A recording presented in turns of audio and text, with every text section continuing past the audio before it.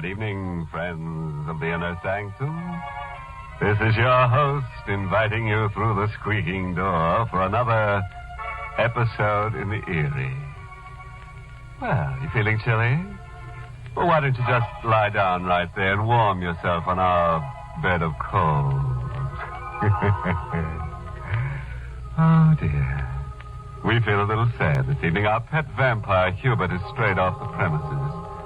Poor Hubert, he's sort of stupid. Partly bats, you know. Hubert's so dumb he doesn't know his grave from a hole in the ground. Now, if you should find him crawling around your place, don't let him annoy you. After all, vampires can be an awful pain in the neck. All right, so it isn't funny. What do you want? Blood?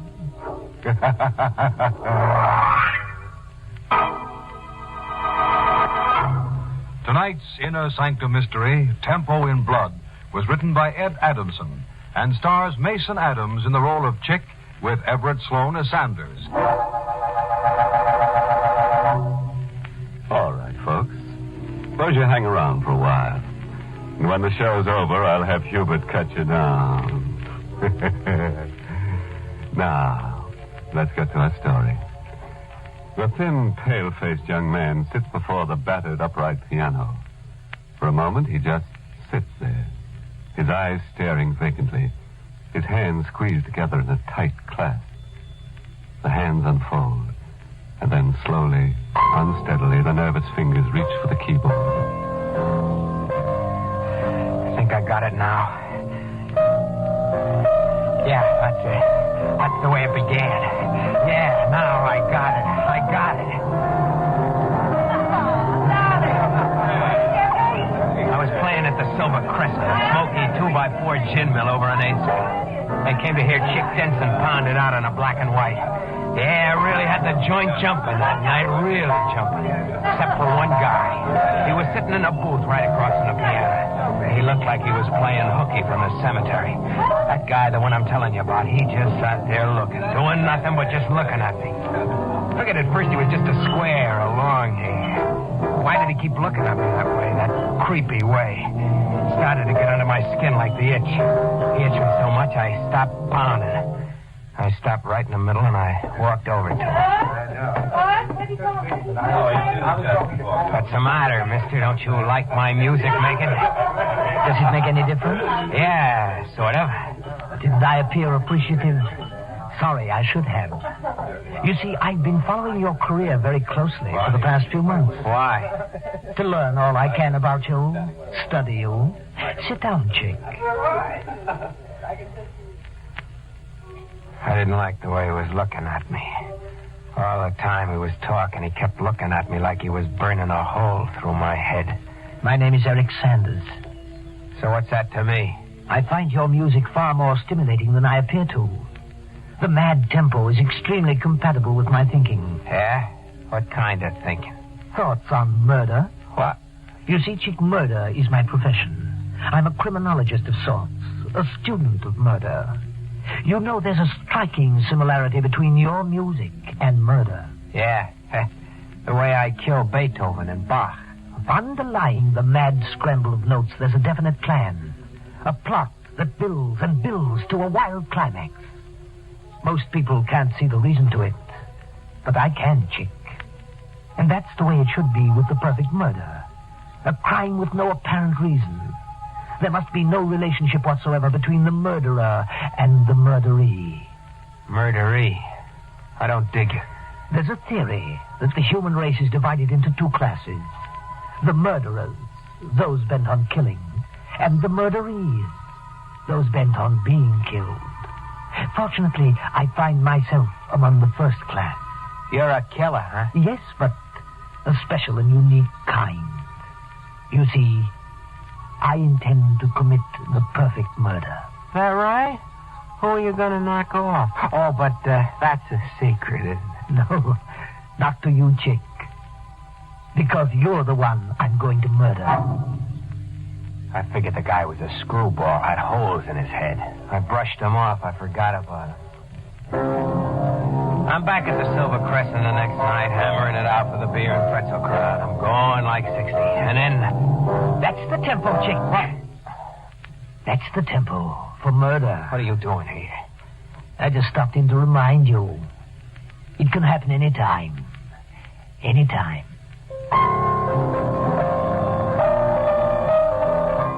That guy was beginning to get me. She was really getting me. And it got worse. Next night he shows up again. And the next. And the next. Hello, Chick. Now look, will you stop playing games with me? It's not a game, Chick. You're going to die, just as I said you would. Will you stop it and get out of here? Go on, get out. I selected you because you're a murderer. It's written all over you. The perfect victim for a perfect murder.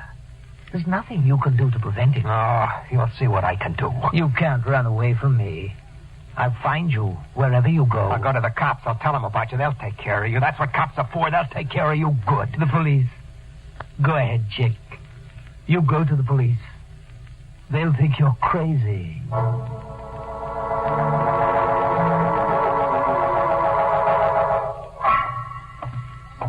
I could just make out the green lights of the station house ahead in the fog.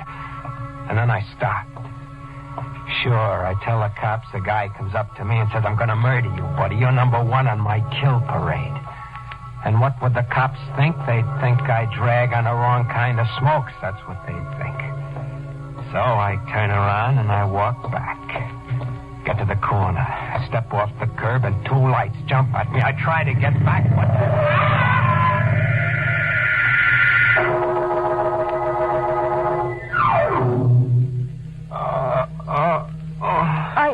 Are you all right?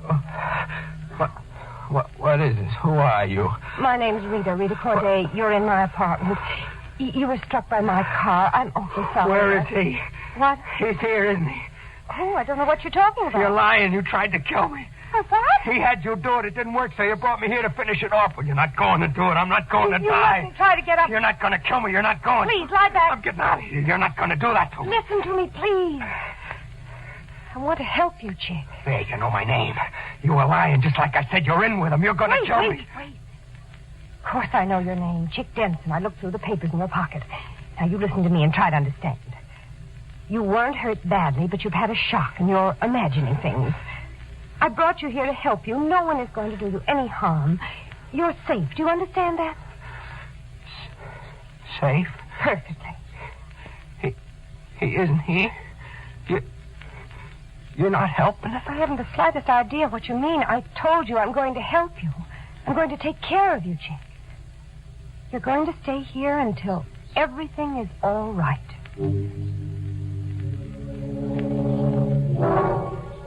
Rita took good care of me.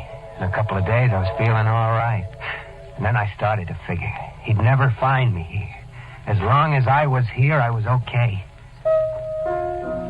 Rita had a piano. I had nothing to do all day but just sit and play. I was okay, but I wasn't telling Rita. Not while Eric Sanders was still out to get me. I'm home, Chick. Hello, Rita. You're late. 10 minutes. I told you, baby, I hate to wait for you. Even just 10 minutes. I stopped in the store around the corner. I bought you something. Go ahead, open the package. Okay. Rita. Chick, what's the matter? Look, where did you get it? I told you in a store around the corner. Look at it. The Fine Art of Murder by Eric Sanders. Chick, I didn't buy that book. It was another one. I must have gotten the wrong package. They made a mistake. It wasn't a mistake. I got to get out of here. What's the matter with you, Chick? What's wrong? Coming to get me. I've got to get away from here. I've got to get away. I walked and I walked. I didn't know where to go. Then I saw I was down by the waterfront. I stopped and I stood there looking at the river, trying to figure something out. I pulled out a cigarette. Then when I felt for my matches... Light, Chick. Sanders. I told you, Chick. It was no use running away. I told you I'd find you. I was waiting here for you. I followed you from her house. You sent that book. I told you I had a plan. Now look, you're going to leave me alone. No, Chick. Up until you're dead. Why does it have to be me? I told you why. You were born to be murdered, and I was born to do the murdering. And there's nothing you can do to prevent it. I'm going to make you stop, so help me. I'm going to about to beat the life out of you. You're going to stop. Do you hear me? You're going to leave me alone. You're going to stop. Stop! You can't kill me. And you can't make me stop killing you. No matter how hard you try. It wasn't meant to be that way. Oh, you'll see. You'll see. I pounded into him. I beat him until my hands were sore. Then I stopped. He sagged to the ground. I was going to kick him in the face, right in that smirking face. But I couldn't. I don't know why. I wanted to, but I couldn't. Then he looked up at me. You can't do it, can you, Chick? It's just as I told you. You're the murderee, and I'm the murderer. You're the one who's going to die.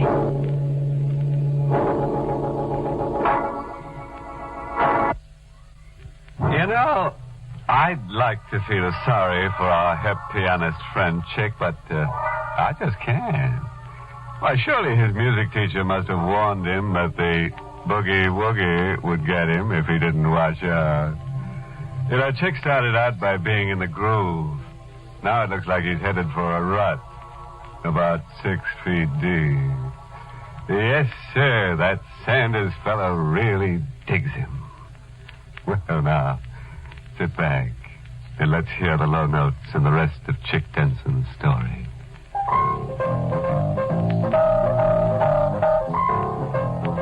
I keep playing this number over and over again. I don't know why. I thought maybe it'd help me forget.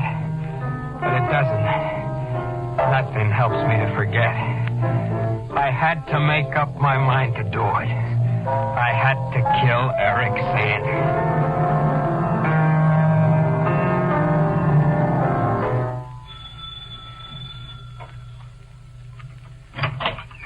Well, Chick, nice of you to visit me. I didn't expect... Get inside, Sandy. Oh, a gun. Get in there. Certainly. What's this about? I'm going to kill you. You made it this way. You made it either you or me, so now it's going to be you. All right, Chick. Here I am, back against the wall. Go ahead, shoot if you can. But you can't, can you? You can't pull that trigger. You hate me, yet you can't kill me. And I have absolutely no feelings about you, and yet I'm going to murder you eventually. I'm going to murder you in a perfect, undetectable fashion. What are you waiting for, Chick? Go ahead, shoot. Go ahead. He stood there laughing at me. I had to do it. I just had to. I squeezed the trigger. He stopped laughing. I squeezed again. Then I got out of there fast.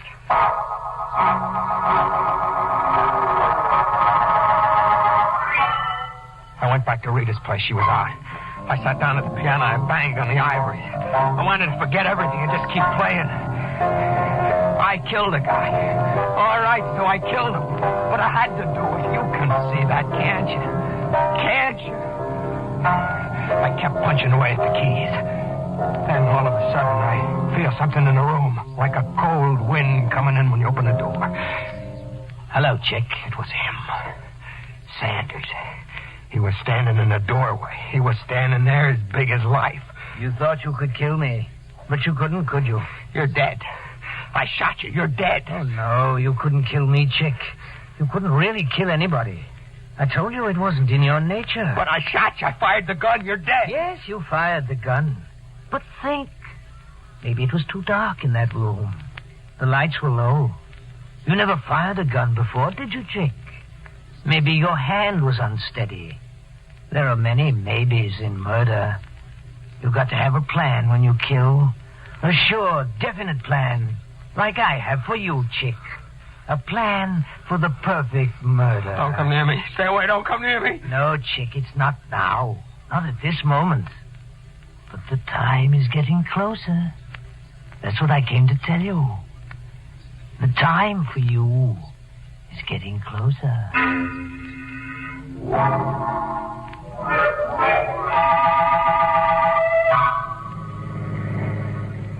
Maybe I could have helped you before, Chick, if you'd only told me about him. I don't know why I didn't tell you, Rita.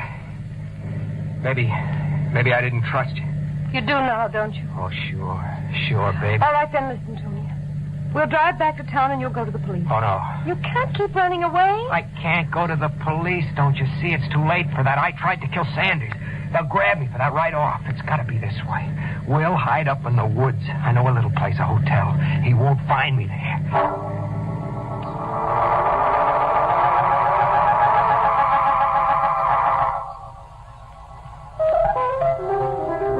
Chick. Yeah, Rita? You have to play that again. What's the matter with it? Nothing. I'm just tired of hearing it. I like it. It suits me. It's got me sick. I'm sick of being cooped up in my room, too. I want to get outside, even if it's just for 3 minutes. You're not leaving this hotel. I told you, you're not showing your face outside until I say so. Yeah? Rita! What? Where do you think you're going? Going outside. I told you I'm sick of this. I went to the window and I waited. But Rita didn't come out. She was up to something. I went out into the hall. I stopped at the head of the stairs. There she was at the payphone down in the lobby. I could hear what she was saying. Yes. It's 3 miles off the main road. The Star Hotel. Then I'll expect you by 10 tonight. Yes, you'll be here. I'll see to that. She hung up and walked outside. I got down to the phone fast. Number, please. I was just disconnected. I'm sorry, sir. That was Riverside 9970. Yeah. Just a moment, please. Hello. It was his voice, Sanders. Rita called him. Rita. She was in with him. He was coming to get me. The both of them, they were going to get me. But it wasn't going to be that way. I knew the woods around the hotel. I knew every inch of them. And now I knew what I was going to do with Rita.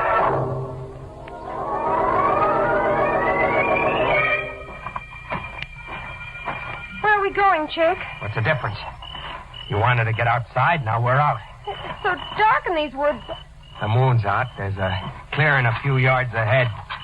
See? Plenty of light. It's getting late. We ought to get back, don't you think? You know something, Rita? What? You act like you had an appointment back at the hotel. Appointment? Yeah. You act like you expected somebody. Here's what I wanted to show you. I dropped this rock in that pool of mud. Now watch it. Disappearing. Uh-huh. Quicksand. Is that what you wanted to show me? What happened to that rock, Rita, is going to happen to you. Chick! I know you're in with Sanders to kill me. What? I heard you on the telephone. No, Chick, I didn't call him. Believe me. You're a liar. You're a lousy liar. I checked on I you. was trying to help you, Chick. That call was... Help me to a fast funeral. Well, now it's your funeral. He says I can't kill. Well, you'll see, Rita. You'll see. I can kill you. Please don't listen to me. You're Please. going under like that rock. Just like that. Chick, please, for mercy. Just like that rock. Please, listen to me. I was only trying to help you. Please, pull me out of here. Save me. Please. I stepped back and I watched the Help sand me. swallow her up. Chick, help me. Help. The woods were quiet again. I turned around, and then I saw him standing there in the moonlight. You killed her. He didn't look the same as he looked before. I could see it in his eyes. He didn't sound the same. His voice gave him away. He was afraid. Afraid of me. You killed her. You said I couldn't kill, but now you know I can. I planned her murder, Sanders. I planned it perfectly. I killed her, and now I can kill you. Don't come near me. Don't come near me. I chased him through the bushes. I followed him in the moonlight, and then he disappeared into the shadows. Go ahead, run. Run, but it won't do you any good, Sanders. I'm going to get you. I'm going to get you when you least expect it.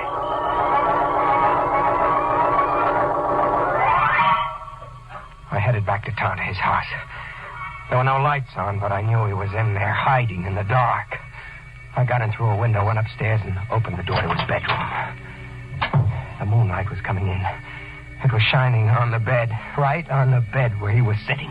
You? I told you, Sanders, you couldn't get away from me. No, don't come near me, please. You're going to die, and no one will ever find out who did it. A perfect murder. No, don't. A perfectly planned murder, Sanders. My hands closed around his throat. Tighter. And then the life dropped out of him. I let him fall back on the bed. And when I looked at him, something funny happened. He wasn't there. I felt dizzy. I rubbed my eyes. I looked again. Then something came from behind me. An arm. It swung around my neck. All right, you. Don't move. I tried to get out of the grip. The arm tightened. I said don't try to... Something hard and heavy pounded on my head and slammed up against my brain. And then I faded. When I came out of it, I heard a voice above me. I was keeping a watch on the house like you told me, Inspector. I saw this character sneak in through a side window. He was choking the devil out of that pillow there on the bed. And like I told you on the phone, he was talking to himself a mile a minute. That crazy kind of talk. Well, Robinson, he's our man, all right. Sure, Inspector, but what bothers me is if he did knock Eric Sanders off 3 days ago, why in the deuce did he come back here again? I don't know, you got me. But it's a good thing for us he did. We were up a blind alley in this case. From the way things look, Sanders' death was a perfect murder. Before the trial started, they sent a doctor in to see me. One of those mind specialists. He spent hours with me. He told me why I bothered to go back again to Sanders' house. The first time you went to Sanders' house, Chick, you actually murdered him with your gun. But in your mind, you couldn't kill him. In your mind, he was still alive. But, Doc, I saw him. He talked to me. I heard his voice. Those were hallucinations, Chick. Yeah?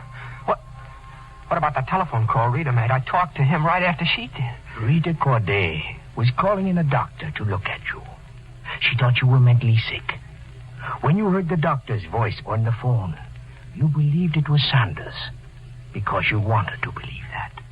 Rita, she was trying to help me, like she said.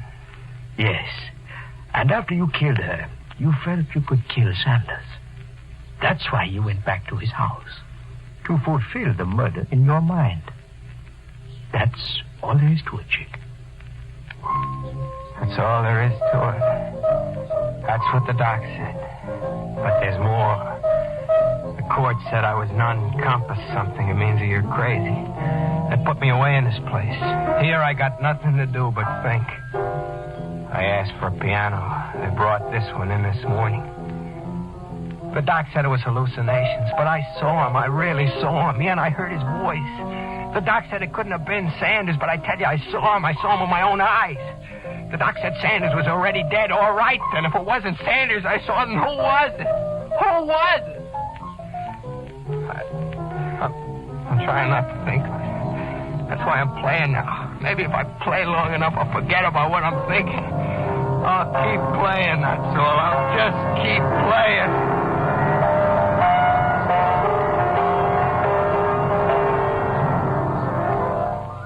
Good night. Pleasant dreams.